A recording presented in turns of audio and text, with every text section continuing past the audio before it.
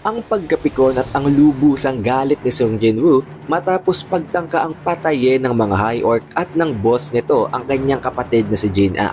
Ang napaka-unexpected na dungeon break na magaganap mismo sa school ng kanyang kapatid. Ang pagpatay ni Beru sa isa sa pinakamalakas na mga boss na nag-wipe out ng isa sa pinakamalakas at pinakamalaking guild sa China. At ang sekretong sistema na nagpipilit at unti-unting nagpupush sa mga monster na ito, naggalitin itong si Sung Jinwoo at i-push siya sa kanyang maximum potential. At tulad ng ating video sa Jeju Island Raid Arc na tumalakay ng buong arc, sa video na ito ay tatalakayin naman natin ang 6 na magkakasunod na chapter. Hindi kayo mabibitin at sinisigurado ko sa inyo na matatapos ang laban sa gitna ni Jinwoo at ng mga Great Orcs. Kaya naman siguraduhin nyo nang nakalike, nakasubscribe at na-ring nyo ng bell button guys, para automatic ma-notify kayo pag release natin ang susunod na video. Pero wag na nating patagalin pa, let's go! Sa pagsisimula ng chapter ay magte-take place ang POV sa headquarters ng Knights Guild. Meron silang napakatinding problemang kinaharap dito. May nag-appear na isang napakalaki, napaka-enormous na gate malapit sa kanilang headquarters. At ang problema, kapag ganitong mga A-rank gates and above, kakailanganin na ng tulong ng isang S-rank hunter para maklear ito. Pero ayaw naman nilang hayaang ipasa na lamang sa ibang mga guilds ang responsibilidad na ito dahil iniisip nila na baka masira ang image ng Knights Guild. Now to clear it up to you guys para hindi kayo malito, ang Knights Guild ay ang isa sa pinakamalaking guild sa Korea. However, kahit na isa nga sila sa pinakamalalaking guild, wala silang kahit na isang S-rank hunter. Pero on the other hand naman, kahit ganun, sila ang may pinakamadaming number ng A-rank hunter sa loob ng isang guild. Pero kahit na nga ganun, kahit pasabihin natin na marami silang A-class hunter, hindi naman magiging sapat yon as long as wala silang S-rank na kaya talagang i-clear ang isang A-rank gate and above. Na dahilan kung bakit pinoproblema nila ito ngayon. Hanggang dumating sa point na ang kanilang guild master na itong si Park Jung-soo ay nakaisip ng isang ideya. At yun ay ang isama, i-incorporate itong si Sung Jinwoo sa gaganapin nilang raid habang binibigyan ito ng proper compensation. Na dahilan kung bakit hindi nagtagal, pinuntahan nila mismo ang opisina nitong si Sung Jinwoo. Dito ay pinilit nilang isali itong si Jinwoo. Inilatag nila ang lahat ng information at binigyan nila ito ng isang offer na usually talagang normal naman daw na mag-recruit ng isang S-rank hunter sa mga ginaganap na raid kapag kinakailangan talagang tulong nila. Nakaakibat naman nun, hindi naman sila malulugi dahil around 10% ng malilikom na pera mula sa ginaganap ng mga raids na yon ay napupunta sa mga S-rank hunter na nire-recruit. At dito, kinukumbinse talaga ni Park Jung-soo itong si Sung Jinwoo habang sinasabing hindi nila susundin yon. Ibibigay pa nila ang 20% dito kay Jinwoo para lamang mapayag ito. Pero ang naging sagot ni Jinwoo, ayaw niya. Gusto niya ay 50%. 50% mismo ang kukunin niya at hindi 10%, hindi 20%. Na dahilan kung bakit na-realize agad ng guild master ng Knights Guild na napakatuso nitong si Jinwoo. Oo, medyo bata-bata pa ito. Nasa murang edad pa siya, pero hindi ito basta-basta malilin lang.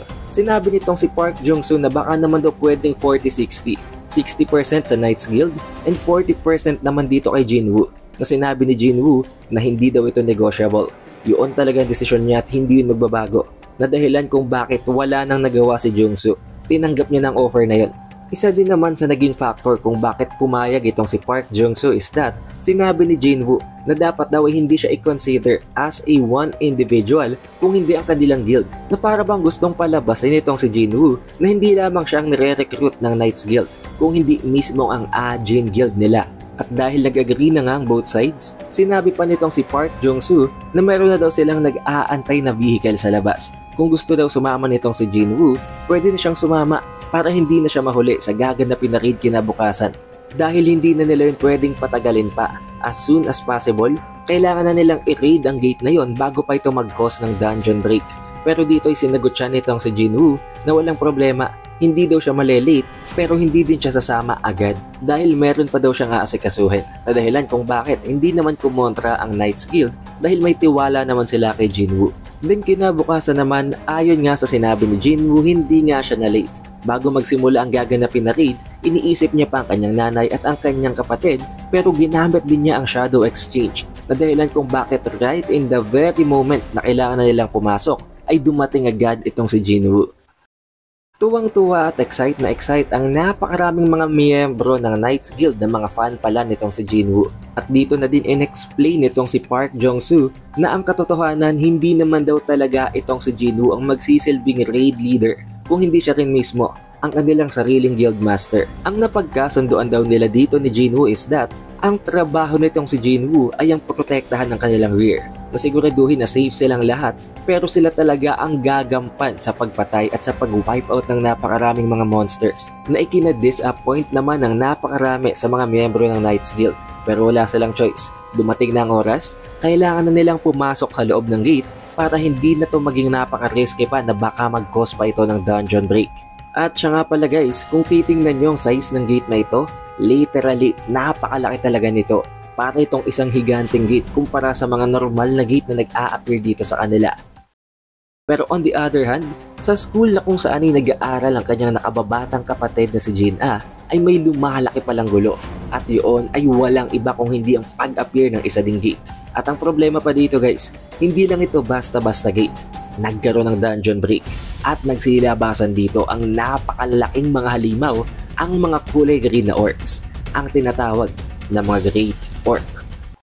Now although hindi naman ganun kalakas ang mga Great Orcs kumpara sa mga normal na tao, napakadelikado nito dahil ang mga orcs na ito ay dinesign talaga para pumatay ng mga human beings. May napakatinding reflexes, may napakatinding senses to the point na alam nila kung nasa ng target at hindi lang yun, naaamoy nila ang smell of blood na nangangahulugan na hindi talaga dito makakatakas ang mga estudyante, not unless lalabas sila ng school o kung may magliligtas sa kanila. Now as of this point, ipinadala lamang ang dalawang orcs na ito para sa reconnaissance, meaning hindi pa talaga sila maglo-launch ng gagawin nilang pagpatay, pinadala muna sila para i-survey ang lugar. At nang makita nga nila ang school na to na punong-puno at napakaraming mga humans, pinatawag na ng nauunang orc ang iba pang mga brothers nila, meaning maglalabasan ng mga orc at dito na magsisimula ang massacre sa school nila Jin-ah. Walang habas na pinagpapapatay ng mga orc na ito ang lahat ng mga estudyante na nakikita nila. Ito ay muscle memory guys, walang rason, gusto lang nilang pumatay, pero ang isa sa mga goals nila dito is that kailangan nilang gamitin ang lugar na ito, ang school na to, para magsilbing ang kanilang headquarters bago pa nila simulan ang pagpapalawak ng kanilang territory. At ang isa sa mga problema dito ay walang alam ang Hunter Association na may nag-appear palang ganitong gate sa loob mismo ng school. Wala silang kaalam-alam.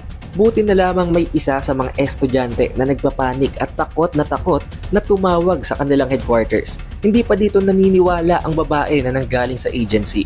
Pero nang in-explain ng babae kung anong itsura ng mga monsters, naintindihan niya ito. Sinabi nito ng mga kulay green, napakalalaki, napakalalakas at talagang bloodlusted, na alam agad nila na walang iba kung hindi ang mga orcs ang tinutukoy ng batang babaeng ito. Pinagbantaan nila ito na dapat daw itong magtago dahil ang mga Great Orcs na ito pala ay may ability na i-sense ang flesh at ang blood. Meaning kahit saan sila magtago, as long as nasa loob sila ng structure na ito, ng building na ito na ang kanilang school, wala silang magagawa, hindi talaga nila matataguan ang mga orcs na to. At hindi nagtagal, hindi nila inaasahan na napatay na din talagang babae. Buti na lamang kahit papano nakapag-report ito at natawagan itong headquarters. Hindi naman nasatisfy ang mga orcs dahil kahit na sinusubukan niya nilang i-corner ang lahat ng mga estudyante para mapatay nila, kalahati daw ng population ng mga estudyante na nasa loob ng school ang nakatakas at nakalabas. Sa loob naman ng isang classroom na pinoprotektahan ng napakaraming mga estudyanteng lalaki, nandito pala ang kapatid ni Jinwoo. Walang iba kung hindi itong si Jin-ah. Katulad din ng ibang mga estudyante, syempre naaamoy nga ng mga Great Orcs na ito ang smell of blood at ng kanilang flesh, na dahilan kung bakit na-locate sila. At dito nga ay agad pang sinubukang tumakbo ng isa sa mga estudyante pero wala itong nagawa. Pinatay ito ng walang kahirap-hirap ng isa sa mga orcs. Pero may napansin sila dito, may isa sa mga humans na ito ay merong amount ng mana na at first akala nila ay yun na yung babae na kaibigan ni Jin-ah dahil awakened nga ito, isang E-rank hunter. Pero ang katotohanan, meron daw palang isa pang individual dito na may mas mataas na amount ng mana maliban sa babaeng girl. At yun ay walang iba kung hindi si Jin-ah. Hindi dahil si Jin-ah ay isang hunter, kung hindi dahil nilagyan niya ito ni Jinwoo ng kanyang mga shadows na hindi niya inaasahan na ito pala magpapahamak pa kay Jin-ah ngayon. dahil siya ang tinatarget at ang binabalak na unang patayin ng mga orc na to. Tatangkain na sanang patayin itong si Jin-A ng isa sa mga orc, buti na lamang lumabas at nag-appear ang iniwan na shadow ni Jinwoo sa kanya, at yun ay walang iba kung hindi ang mga high orcs na nanggaling dito sa Shadow Army. Napakasimple at napakadaling pinigilan ng high orc na ito ang orc na nanggaling dito sa dungeon break. At hindi lang yun guys, napaka-basic, napakadali. Pinagbubugbog at pinagpapatay ng high orc na ito ang mga orc na nanggaling sa dungeon. Now the explanation here is, alam naman natin na mas malalakas nga daw ang mga orc na kulay red kumpara sa mga orc na kulay green.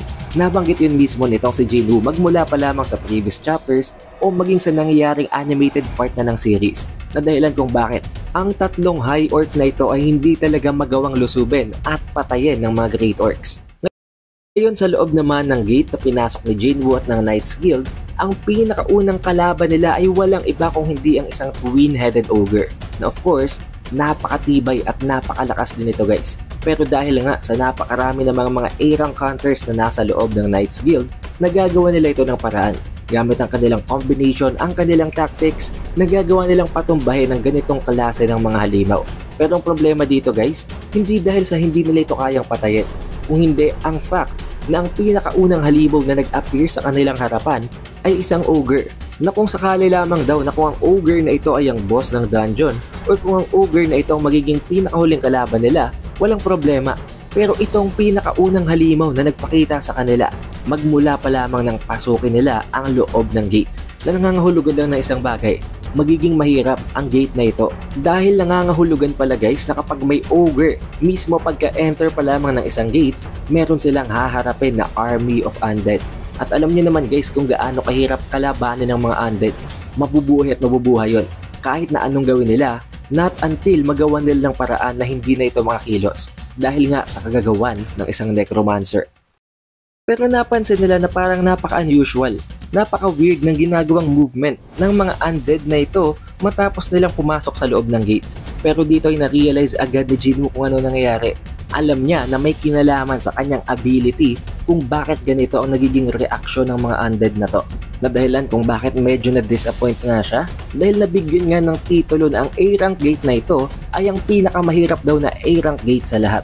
Pero sa puntong ito, para bang nagkaroon ng signal na sense niya na may nangyayaring problema, na may nangyayaring masama mula sa mga iniwan niyang shadows dito kay Jin-A.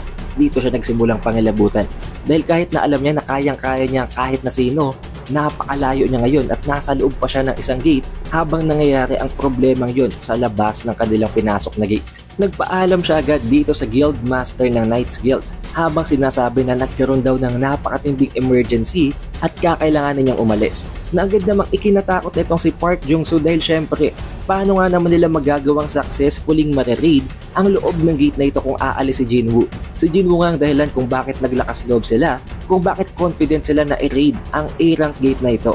Na sinagot naman ni Jinwoo na mag-iiwan siya ng isa sa kanyang mga pinaka-trustworthy na soldiers. To the point na kung pinagkakatiwalaan daw nila si Jinwoo, mapagkakatiwalaan din nila ang individual na yon. At isinamon niya dito si Beru. Dito ay natakot agad ang mga Knights Guild member habang sinasabi nitong si Jinwoo na since kilala nilang langgam na ito, wala na siyang dapat i-explain. Dahil surely alam nila kung gaano ito kalakas at hindi na nga siya nagpatagal. Hindi na siya nagpa-convince pa dito kay Park Jung-soo na magbagong isip dahil alam niya na napakadelikado na ng sitwasyon. Agad siyang nagmadali. Sinugod niya ang mga undead habang tinatangkang i-wipe out ito sa isang atake lang. Pero sa hindi inaasahang pagkakataon, imbes na kontrahin siya nito, lumuhod pa ito sa presensya ni Jinwoo na para bang nire-respeto siya nito, na para bang iniisip ng mga undead na isang mas malakas na level ng necromancer ang nasa harap nila kumpara sa kanilang boss or sa boss ng gate na ito. Hindi naman nag-aksaya pa ng pagkakataon nitong si Jinwoo matapos niyang ma-realize na okay, meron ng daan para lumabas sa gate na ito, isinamon niya na agad ang mga pakpak nitong si Kaisel. At sa paglabas niya sa labas ng gate na ito, isinamon niya completely si Kaisel. Sinabi niya na pumunta daw sila sa school nitong si Jin-A at full at maximum speed. na nagpapakita lang na even at this point na napakalakas ni Jinwoo, meron talagang pagkakataon na kakabahan siya. Especially dahil hindi nga niya pwedeng gamitin agad ng Shadow Exchange dahil tulad ng binanggit ko guys, sa previous chapter, meron itong cooldown at kagagamit lang niya nito. Sa loob naman ng school nitong si Jin-A, hindi pa naman ganon kadelikado ang sitwasyon guys. Dahil tulad din ng sinabi ko kanina at nang nangyayari ngayon, hindi naman nahihirapan ang mga High Orcs kontra sa mga Great Orcs na ito dahil malalakas talaga ang mga pula na Orc kumpara sa mga green na Orc, na dahilan kung bakit medyo natutuwa ang ibang mga estudyante habang iniisip na ligtas sila. Pero hindi nagtagal, nag-report ang mga Great Orcs na ito sa loob ng kanilang boss, sa loob mismo ng gate na kung saan nanggagaling nga sila. At sa pagkakataong ito, nabasag na completely ang restraints na pumipigil sa boss na ito na lumabas ng gate. Meaning, pwede nang magkaroon ng complete dungeon break. Pwede na silang lumabas lahat at wala nang makakapigil sa kanila, na dahilan kung bakit sinabi ng kanilang boss na itong si Gurok Taru na ang leader ng mga Great Orcs na walang problema. Siya ang haharap sa mga High Orcs at titingnan niya kung gaano ito kalakas. Sa pag-alis nitong si Jinwoo, iniwan niya ang mga langgam at itong si Beru. Dahil dito kinakabahan ang mga miyembro ng Knights Guild, maging ang kanilang sariling Guildmaster. Pwede na sana silang lumabas, pwede nilang itigil ang ginaganap na raid sa gate na to, pero ayon sa Guildmaster, nagkakaroon ito ng napakatinding impact sa imahe ng Knights Guild. Kaya hindi nila yun pwedeng gawin. Kailangan talaga nilang mag-push through kahit na anong mangyari. Pero nang magpakita pa lamang itong si Beru sa harapan nitong si Park Jong-soo, nagsimula na siyang mamutla. Kinilabutan nito guys dahil isipin nyo, kung ang mga S-rank hunter ay pinagbubugbog nitong si Beru, paano pa kaya itong si Jong-soo na isang A-rank hunter lang? Kahit na sobrang takot na takot itong si Jong-soo, sinubukan niyang kausapin itong si Beru. Pero hindi ito sumasagot. Bigla itong nawala at sa pagbabalik nito, within just seconds guys, itinapon niya na agad ang ulo ng isa sa mga head ng mga armies of the undead. At nagpatuloy sila sa pagmamarch, nagpatuloy sila sa pagsugod papunta sa boss ng gate. At siya nga pala guys, ang binigay na ulo nitong si Beru ay ang ulo ng isa sa mga Death Knight, ang isa sa mga chieftain, ang captain ng Necromancer sa loob ng gate na ito, na iniisip nga nitong sila Park Jong-soo na mahirap yung talunin. Maging ang pagtutulong-tulong ng mga A-rank hunter na ito, surely magkakaroon sila ng casualties at siguradong mababawasan sila.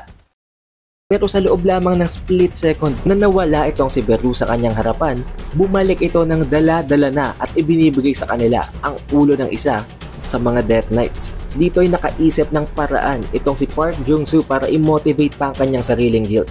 Ayon sa kanya, napakatataas ng presyo ng mga greater magic cores na makukuha nila mula sa mga malalakas na monster na ito. Kaya kailangan talaga nila mag-push through. Kailangan nilang magtiwala sa iniwan na shadow army ni Jinwoo. Now, switching of scenes ay makakabalik na naman tayo sa school nitong sila Jin-A, but this time, nahihirapan na ang mga High Orcs na iniwan nitong si Jinwoo. Dahil ang kaharap nila ay walang iba kung hindi ang boss ng dungeon break na ito, ang kanilang chieftain, ang leader ng mga Great Orc na itong si Gurok Taru. Kahit alam natin guys, na napakalakas at napakalayo ng diferensya ng strength at ng iba pang capabilities ng mga High Orc kumpara dito sa mga Great Orc, na mas malalakas ang pulang Orc kumpara sa mga green, hindi natin maikakaila na mas malakas si Gurok Taru kumpara sa kanila dahil ito nga ang boss. Isipin nyo na lang kung gaano kalayo ang diferensya nun. Kahit na alam nila na hirap sila at wala silang magagawang laban kontra kay Gurok Taru, pinipili talaga nilang pumalag dahil iniwanan nga sila ng command ng kanilang master na protektahan itong si Jin-A. Pero kahit anong gawin nila, talagang na-overpower sila nito. Kahit magtulong-tulong silang pigilan ang braso, ang kamay nitong si Gurok Taru, kayang-kaya talaga sila nitong patayin ng walang kahirap-hirap. Pero meron silang advantage dito guys, since mga shadow armies na nga sila at napapower sila gamit ang mana ni Jinwoo, nagagawa nilang mag-revive at mag-regenerate kahit na anong gawing pagpatay sa kanila. Pero dito ay merong nagbibigay ng napakatinding headache kay Gurok Taru guys, isang boses na inuutusan siya na patayin itong si Jin-A. Kaya naman ang pumasok sa isip ni Gurok Taru, oo, kaya niyang patayin ng 100 times or even 1,000 times nang napakadali ang mga High Orcs na ito, pero hindi ito matatapos. Ang kailangan nilang gawin ay ang patayin ang host nito. At ang iniisip na host nitong si Gurok Taru ay walang iba kung hindi si Jin-A, na dahilan kung bakit tinarget niya si Jin-A. At meron ding high level intellect itong si Gurok Taru guys. Naisip niya, na kahit na alam niyang nagre-regenerate ang mga high orc na ito, kahit na para bang mga immortal sila, once na mag-enter naman sila ng kanilang regeneration state, kapag nagre-recover sila ay hindi ito makakagalaw. Kaya inutusan niya ang kanyang mga kasamahan, ang mga underlings niya na mga great orc, na pagtatadta rin daw ng mga atake ang mga high orc na ito. At sa pagkakataon na yon, doon nila tatangkaing patayin itong si Jaina, na dahilan kung bakit pinaulan na ng mga atake ang tatlong high orc na ito at hindi talaga sila makagalaw. Wala silang magagawa dahil pumapasok sila ng kanilang recovery phase, habang si Goroktaru dinadakot ang mukha nitong si Jaina at pinagbabantaan nito na papatayin niya ito. Pero sa pagkakataon na ito na napaka-confident nitong si Goroktaru at iniisip niya talaga na mapapatay niya si Jaina, may naramdaman siyang napakalakas, napaka-nakakatakot na presensya mula sa napakalayong lugar. Pero umaabot dito ang oras nito, nagsimula siyang kabahan, nanginig ang buong katawan nitong si Goroktaru. At sa pagkakataong ito, unti-unti na palang papalapit si Kaisel, unti-unti nang paparating itong si Jinwoo. Naramdaman niya ang napakalakas na paparapit na impact, kaya sinabihan niya ang iba pang mga great orcs na mga kasamahan niya na brace for impact. At dito nagkaroon ng napakatinding explosion na naiwasan niyo ni Goroktaru, at ito namang si Jinwoo, hindi niya agad ginalaw ang mga great orcs na ito, bagkus hinawakan niya ang ulo ni Jaina at kinonsole ito. Kinomfort niya si Jaina habang sinasabing okay na ang lahat dahil nakarating na siya at ligtas na silang lahat. Hindi lang yon, sa pagdating nitong si Jinwoo ay hindi nakakapagsalita si Goroktaru na para bang nag-aalala ang mukha nito, lalong lalo pat kitang kita niya na may isang napakalaking Skydrake na nandito si Kaisel na nakatingin lang din sa kanya at nag-aantay ng utos ng kanyang master. Napakatindi din ang aura dito ni Jinwoo, guys.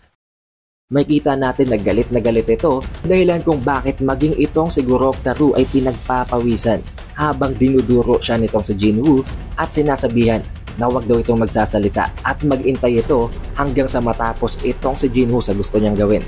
Walang nagawa itong si Goroktaru kung hindi manginig sa takot. Matapos ma-realize nitong si Jaina na dumating na ang kanyang kapatid, dito na ito nagsimulang umiyak habang sinasabing finally hindi na daw siya mamamatay. Dito ay galit na galit si Jinwoo nang makita kung gaano katakot na takot ang kanyang kapatid. Pero kahit paano, inisip pa rin niyang kapakanan ng iba pang mga estudyante habang inisasamon ang iba pa niyang mga shadow soldiers at binibigyan ito ng command na samahan daw ng mga shadow soldiers na ito na i-escort nilang lahat ng mga estudyante pababa at palabas ng building bago pa man lamang niya simulang katayin ang lahat ng mga great orcs. Makikita din natin dito, guys, ang napaka-cute na panel na ito na kung saan itong si Kaisel ang nagsisilbing para bang hagdan nila para makababa sila papunta at palabas ng school. Pero mas lalo lamang napikon itong si Jinwoo nang titigan niya itong si Jaina at nakita niya na bumakat at nagmarka ang kamay nitong si Goroktaru sa mukha ni Jaina nang dahil na rin sa sobrang higpit ng pagkakahawak nito sa mukha niya. Sa sobrang galit itong si Jinwoo ay isinamon niya itong si Igris hindi para patayin ang mga great orcs na ito, kung hindi para alagaan at bantayan nitong si Jaina habang gagawin niya ang paghihiganti. Kinabahan na ang lahat ng mga great orcs na ito habang hindi sila nakakagalaw. Sa konting pag-flinch nila, sa konting paggalaw man lamang ng kanilang mga daliri, ay nagagalit itong si Jinwoo habang tinatanong ang mga great orcs kung binigyan na daw ba niya ng permiso ang mga great orcs na gumalaw. At makita natin dito, guys, na sa sobrang lakas ng aura ni Jinwoo, sa sobrang tindi ng na-emit niyang mana, ay halos na di-distort niya na ang space malapit sa kanya. At hindi nagtagal, matapos makababa at makaalis ng lahat ng estudyante, tinanong nitong si Goroktaru kung sino si Jinwoo. In-explain din ni Goroktaru kung sino siya at itinatanong kung bakit kaya daw banggitin at kayang maintindihan ni Jinwoo ang kanilang language. Pero hindi sumagot si Jinwoo habang tumititig sa kanila ng napakatilos. Dito na-realize ni Goroktaru na walang balak si Jinwoo na makipag-communicate sa kanila. Inutusan niya ng ibang mga great orcs na sugudin itong si Jinwoo. Pero sa pagsugod ng isa sa kanila, napakasimpleng pinatay ni Jinwoo ang isang yon ng walang kahirap-hirap. Habang dinudurog ang kamay nito, ibinabagsak sa sahig at inaapakan ang muka. May dalawa pang ibang orcs na nag-follow up attack dito kay Jinwoo, pero ginamit niya ang kanyang ruler's authority. Pinagdikit niya ang dalawang ito pero hindi siya nasatisfy doon. Pinagpatuloy niya at tinaasan niya pa ang level ng gravitational pull sa gitna ng dalawa to the point na talagang halos naging para bang durog-durog na ang katawan ng dalawang ito nang dahil sa napakatinding at attractive forces sa gitna nilang dalawa. Dito na nagsimulang magalit ang ibang mga Great Orcs. Kahit alam nila na wala silang laban, kailangan na nilang sumugod dahil wala naman silang choice. Hindi din sila makakatakas. Pero ang ginawa ni Jinwoo, isa-isa itong pinatay. Isa-isa niya itong ginamitan lamang ng kanyang kamao at na-wipe out ito ng walang kahirap-hirap habang unti-unting nilalapitan si Gurok-Daru. Dito na nagsimulang kabahan at matakot si Gurok-Daru habang tinatanong ito kung anong problema, anong dahilan kung bakit ito naghihigante sa kanila. Pero walang pakialam si Jinwoo guys. Ginamit niya ang kanyang ruler's authority para mag-create or para bang mag-employ ng isang mas malaking kamay para magawa din niyang madakot ang muka nitong si Gurok-Daru kahit na maliit ang kamay niya kumpara sa mga orcs. Ihinampas niya itong si Gurok-Daru sa dingding habang tinatanong ito, anong problema ni Gurok-Daru? Bakit nila pinapatay ang napakaraming mga tao? Anong dahilan? Na sinagot ni Gurok-Daru na meron daw nagbibigay sa kanila ng order. May boses na nagsasalita sa isipan nila na inuutusan silang patayin ang mga humans. Pero ang tinanong nitong si Jinwoo, bakit daw pagdating sa kanya, may naririnig daw bang boses itong sila Gurok-Daru at ang iba pang mga orcs na patayin siya? Na hindi masagot ni Gurok-Daru. Wala siyang sinagot na kahit na ano sa sumunod pang mga tanong nitong si Jinwoo at ang natatanging mga salita na lumalabas na lamang mula sa kanyang bibig ay please forgive me. Pilit siyang humihingi ng tawad dito kay Jinwoo. Pilit siyang nagsasabi ng sorry pero alam naman natin na hindi siya mapapatawad nitong si Jinwoo. Habang naiisip at nare-realize naman ni Jinwoo na tama ang kanyang hinala, hindi na siya kino-consider na isang tao. Hindi na siya isang human being. Dahil kung tao pa siya, bakit hindi siya nadadamay sa mga ipinapapatay sa mga orc na ito? Nagpatuloy sa paghingi ng tawad itong si Gurok-Daru hanggang dumating sa point na sa sobrang takot ni Gurok-Daru ay unti-unti nang tumutulo ang mga luha nito. Nababalot na ng takot ang buong utak niya. Pero sinagot siya nitong si Jinwoo na kahit na ganon, hindi niya mapapatawad si Gurok-Daru at hindi niya ito papatayin ng mabilisan. Pahihirapan niya ito bago niya ito completely papatayin. Now switching of scenes guys ay makakabalik naman tayo sa loob ng gate na pinasok nila Jinwoo kanina na iniwanan niya dito kay Baru at sa iba pang mga ants. Ang ginagawa nilang solusyon para makontra ang mga undead is that pinapakain pala ni Baru ang mga namamatay na undead sa kanyang ant army na actually hindi inaagrihan ng ibang mga miyembro ng Knights Guild dahil sayang nga naman ang mga magic cores na makukuha nila sa loob ng katawan nito. Pero ang problema nga guys, kahit na gawin nila yon, magiging problema pa rin ang mga hindi kakainin ng mga langgam na mga undead dahil mabubuhay lang ito. Tatayo ito ng tatayo at hindi matatapos ang laban. Pero nang dahil sa isa sa mga diskusyon ng langgam at ng iba pang mga hunters, nasugatan ang main healer ng Knights Guild. Pero knowing guys na iniwanan nga ng command nitong si Jinwoo, itong si Baru, na protektahan ang lahat ng mga humans na to, ginamit niya ang kanyang healing ability para i-heal ang main healer ng Knights Guild. To the point na na-realize ng main healer na ito na mas malakas pa pala ang healing ability nitong si Baru kumpara sa kanya. Hanggang sa nakapasok na nga sila sa final room na kung saan nandito ang pinakamalakas na monster sa loob ng gate na to. Ang boss ng dungeon na walang iba kung hindi ang isang Arc Lich. Dito ay na-realize agad ni Park Jung-soo na delikado sila.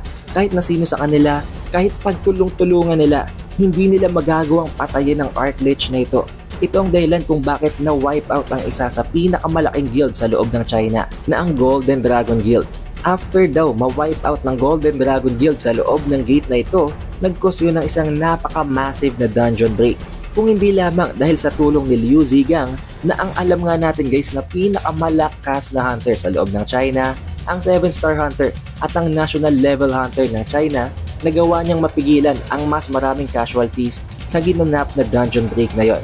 Pero at the very same time, hindi naman niya napatay ang boss na ito ng Arc Lich. Matapos makita ng leader ng Knights Guild ang pinakamalakas na monster sa loob ng dungeon na ito, tinangkasa na nilang tumakas. Pero nakita nila na napakaraming mga undead ang nagbablock at humaharang sa kanila sa babalikan sana nilang lugar.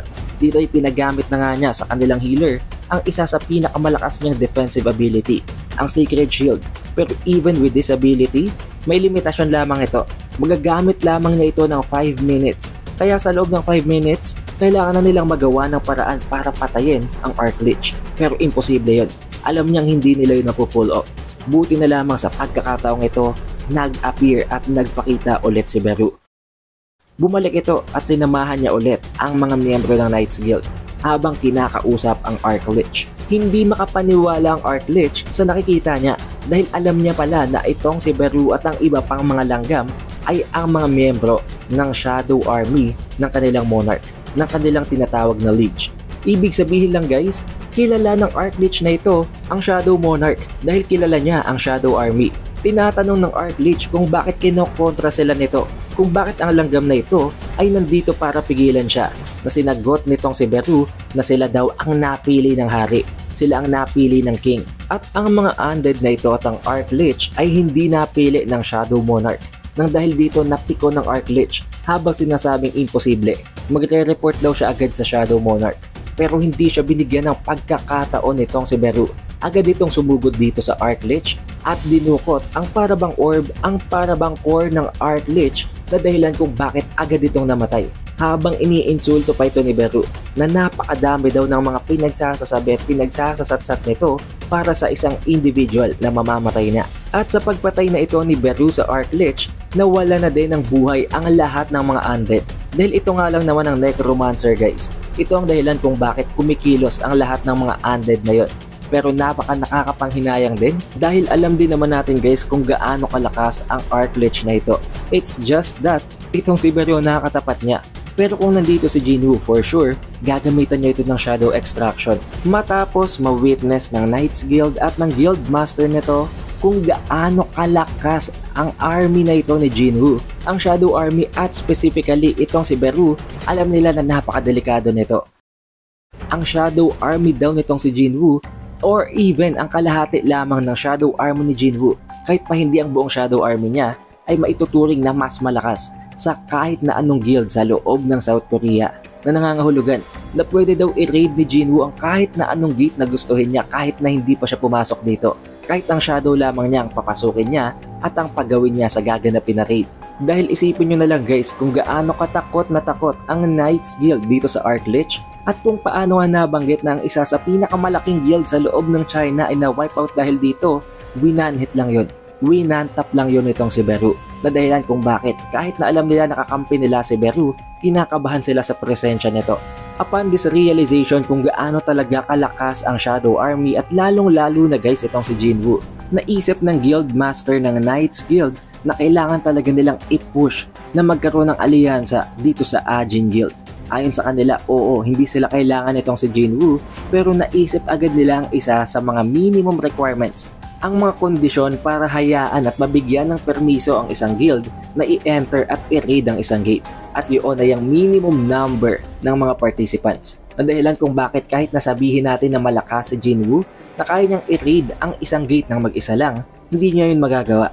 Kakailanganin pa rin niya ng iba pang mga participants. At gamit ang katotohanan na yun, binabalak nilang i-take advantage ang pagkakataon at gamitin ang lakas ni Jinwoo at ang numbers ng mga miyembro ng mga hunters sa loob ng Knights Guild para magkaroon at maipush ang alyansa sa gitna ng dalawang guilds na to.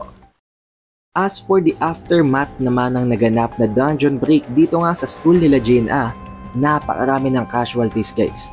Literal na napakarami dahil nakita naman natin kung gaano katagal bago nakarating si Jinwoo sa loob ng school, kung gaano kadaming napatay at na-massacre ng mga estudyante.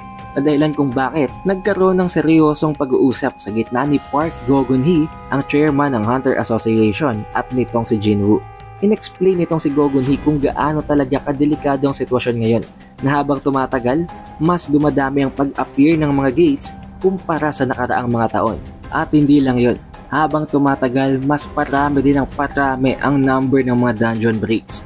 But that is not the only strange phenomenon guys, dahil at the very same time, dumadami din naman daw ng dumadami ang mga na-awaken ng mga hunters na dahilan kung bakit naisip naman ni Jinwoo na it is a balance. Nagkakaroon ng napakatinding change sa loob ng mundo. Dumadami ang monster at dumadami din ang mga hunter.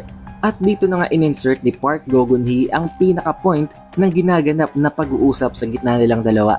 Alam daw niya na nire-recruit na itong si Jinwoo ng napakaraming mga nations tulad ng Japan, United States, China, Russia, France, UK at marami pang ibang mga nations And surely, may iba pa daw na may mga pinadala na agent na baka nga ay nakausap niya na. Pero ang gustong sabihin ni Go Gun-hee, kahit na alam niya na hindi niya pwedeng i-hold back si Jinwoo, na hindi niya pwedeng i-tie down nito, na panatiliin ito sa Korea, nang hihingi pa rin siya ng tulong.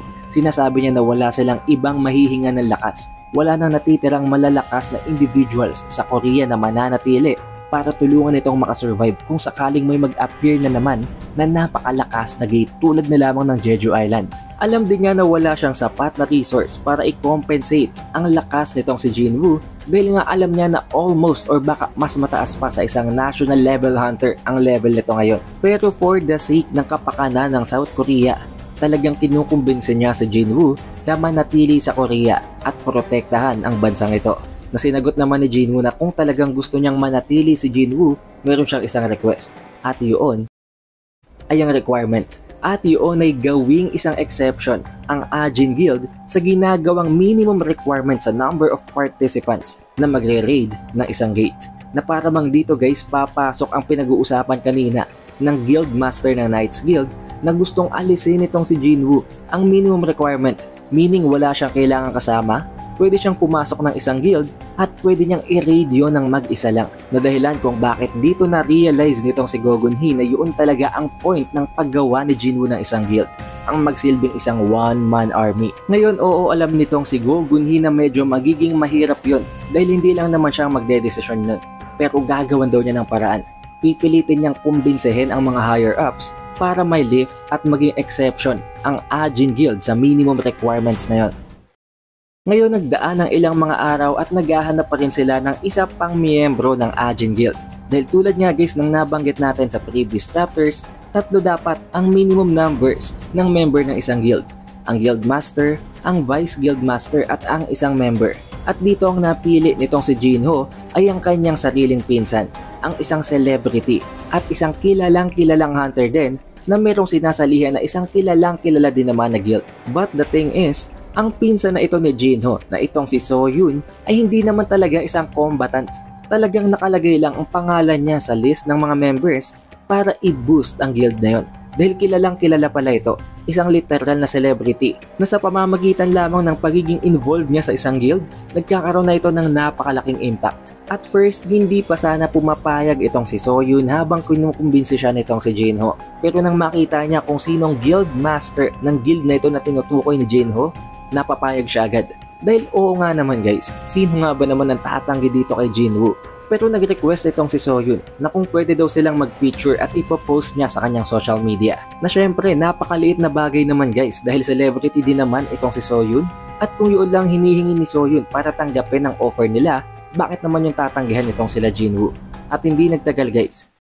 Nagkaroon na naman ng switching of scenes at makakarating naman tayo ngayon sa meeting na ginaganap sa higher-ups ng Hunter Association at ng Korean government na kung saan kinukumbinse na nga nitong si Park Go Gun-hee ang mga higher-ups na pumayag na bigyan ng exception ng special treatment itong sila Jinwoo or sabihin natin na ang Ajin Guild ng S-rank hunter na si Jinwoo na i-lift ang minimum requirements ng number ng participants para sa guild na ito sa tuwing gaganapin ang raid gamit ng kanilang sariling arsenal na hindi talaga pinapayagan ng higher-ups guys. Sinasabi ng marami sa kanila na ginawa daw talaga ang minimum requirements na yon para siguraduhin na hindi mapapahamak ang mga hunters, na mababawasan ang number of casualties at para masigurado talaga na sapat ang kanilang mga ipapadalang mga individuals para i-raid ang isang gate.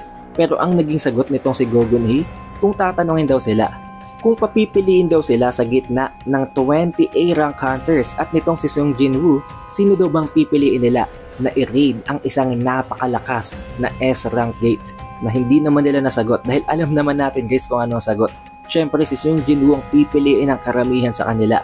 At hindi lang yon, tinanong din niya ang pinakakumukontra sa kanyang individual sa loob ng meeting na ito na si Senator Nam na bakit daw itong si Senator Nam nga ay lumipat ng bahay malapit sa headquarters ng Hunters Guild. Na nangangahulugan na itong si Senator Nam daw ay gusto ding maging safe. Gusto din niyang i-consider ang kanyang safety. Gusto lamang niyang ipahiwatig na ang lahat ng Korean citizens, ang buong Korean community ay gusto ding maging ligtas. Na dahilan kung bakit gusto nga nilang panatiliin itong si Sung Jinwoo sa loob ng kanilang country. Pero kung ang simpleng request na ito ay hindi nila mapagbibigyan, paano pa man lamang nilang mapipilit at makukumbinse si Jinwoo na manatili? Gusto daw ba nilang maulit ang insidente na kung saan hindi nila napigilan si Wang Dongsu, ang isa sa pinakamalalakas nilang hunter, ang S-rank hunter na kapatid ng isa sa hunter na pinatay ni Jinwoo, na napilitan niyang lumipat sa American government sa US dahil hindi ito nabibigyan ng proper compensation at hindi ito nabibigyan ng tamang halaga dito sa Korea. Kaya tinanong siya ulit itong si Park Go-gun-hee kung sakaling umalis na daw itong si Sung Jin-woo sa Korea at nagkaroon ng panibagong S-rank gate. Sino daw ang magliligtas sa kanila? Na of course, hindi na nila masagot. Na para bang ito na ang mismong point na kung saan marirealize nila na wala talaga silang choice. Kailangan nilang mag-abide at sumunod sa simpleng request na ni Jinwoo para manatili si Jinwoo sa Korea. At makita natin guys, sa switching of scenes na ito, na ipinost na nga nitong si Sohyun ang picture nilang tatlo nitong si Jinwoo at ni Jinho habang nilalagyan nito ng caption na first day at Jin Guild. Nakita ito guys nitong si Hunter Cha at dito niya na-realize na hindi talaga naging epektibo ang ginawa niya dahil imbes na siya ang kunin ni Jinwoo, ang kinuha nito ay itong si Sohyun. For reasons na alam kong alam nyo naman guys, ang rason kung bakit naghahanap ng isang miyembro itong sila Jinho at itong si Jinwoo ay para lamang ma-fulfill ang requirements. Kahit makapasok itong si Hunter Cha sa loob ng Jin Guild, wala siyang gagampanan dahil hindi naman siya isasama nitong si Jinwoo sa mga gaganapin na raid. Pero kailangan na nating antayin ang susunod na video guys para sa susunod na mga kabanata. Siguraduhin nyo nang naka-like, naka-subscribe at na-ring nyo ng bell button para automatic ma-notify kayo pag release natin ang susunod na video. Also, we have an official Facebook page at official TikTok account. Kaya naman mag-like at mag-follow na kayo sa ibang accounts natin na yon sa iba pang mga platforms para hindi kayo mahuli sa bawat announcement tungkol sa ating channel. Shoutouts nga natin pala guys sa napaka-solid na mga supporters na ito from the previous solo leveling video. Maraming salamat. It is The Updated Weeb and I will see you guys on the next one.